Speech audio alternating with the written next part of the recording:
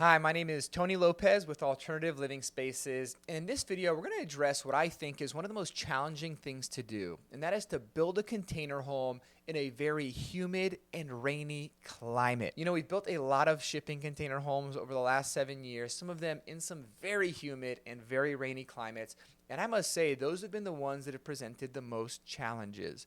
Now, since we've done it multiple times now, we have learned the right way to do it. And in this video, I'm going to be sharing with you some important things to consider if you're building in one of those climates. The single biggest enemy in any container build is water. Water is destructive and you want to manage it properly. Whether it's a leaked plumbing line or a leaked window, water damage can lead to a lot of other issues that can get very expensive. It's for this reason that you want to make sure you design and build your home properly, especially for those of you in really rainy and humid climates. You know, we've done a lot of projects in the Pacific Northwest as well as in Hawaii where we've had to think through what is the best way to design this container home to withstand all of this moisture. Now, there are two challenges that humid and rainy climates present as you're building a container home. The first is referred to as container rain. Container rain is when there's condensation that develops on the interior of your container home. This can eventually lead to moisture problems within your home and even within your walls, and ultimately mold problems. This is not something that anybody wants to deal with. And so it's really important to address this properly. While this is something that you have to consider no matter where you're building, if you're building in a humid environment, it's even more important to pay close attention to this aspect of your build. The way container rain is developed is when there's very cold air on the exterior and very warm air on the interior, and these two meet at the metal shipping container corrugation. It's at that point that hot air is hitting that cold metal and creating moisture.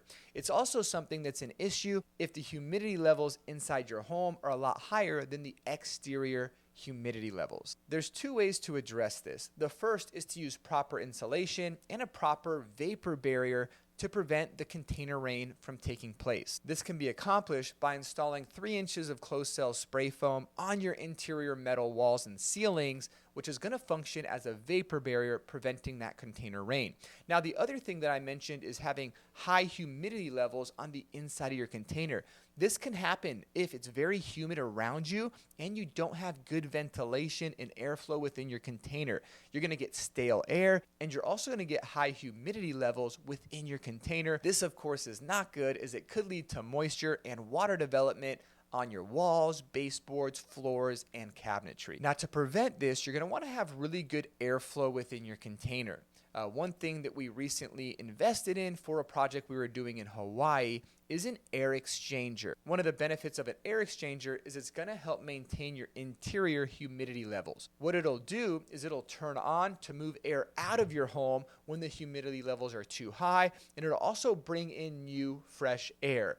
So this is a great way to transfer the air from the inside out and from the outside in, creating great airflow and also allowing you to maintain those necessary humidity levels and not get too high. The product that we use for this is a brand called Lunos, and what's nice about it is it's actually automated. So this isn't something that you need to manually control and, oh my gosh, my humidity levels are too high, turn on the air exchanger, but it can actually do it automatically to ensure that your space is always right. Another thing to consider in a humid and rainy climate is how are you going to protect your windows, doors, and container from experiencing leaks. You know, if there's a massive rainstorm outside of your house and it's going on for 2 or 3 days, the last thing you want is that rain to now find its way to the interior of your home. It's for this reason that it's really important to properly install doors and windows and use the proper procedures in sealing them. A product that we've been really happy with is OSI QuadMax. Now, when we seal up any windows that we install or any doors, which we explain in other videos, we do go over the top to make sure they're sealed properly. So instead of just doing a nice little bead of sealant on the exterior of your window, we actually go through a process which has 4 layers of sealant on all of our windows when we install them, and very similarly to our doors as well. Now, some other things that you're going to want to do is add drip edges above all of your windows and all of your doors. One of the things with a container, because you don't have a roof and you don't have an overhang, all the water that's landing on the roof of your container, it's going to flow to the sides and run down the face of your window. Now, if your window doesn't have a drip edge, you have a higher potential for that water to leak through maybe a pinhole that's within your caulking and within your sealant. So by adding a 3-inch overhang above your window, it's going to deflect all the water from the roof of the container from running down the face of the window and ultimately keep it more watertight. Another thing to do is to add an awning over your entry door or any other doors that you have in your space. This is a great way to also prevent the water from hitting that door directly or flowing down the face of the door. What you don't want happening is all the water coming down the face of your container to then go into your actual doorway.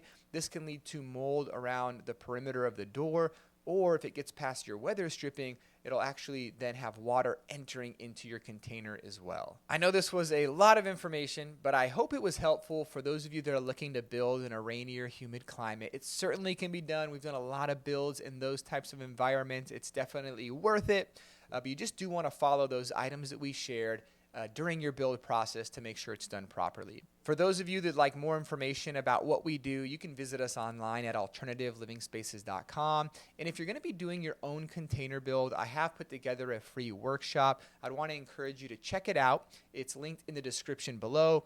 And in that workshop, I'm teaching you some of my biggest lessons after building over 100 shipping container homes. I know it's going to bless you, so I'd encourage you to check that out. And I'll see you on the next video.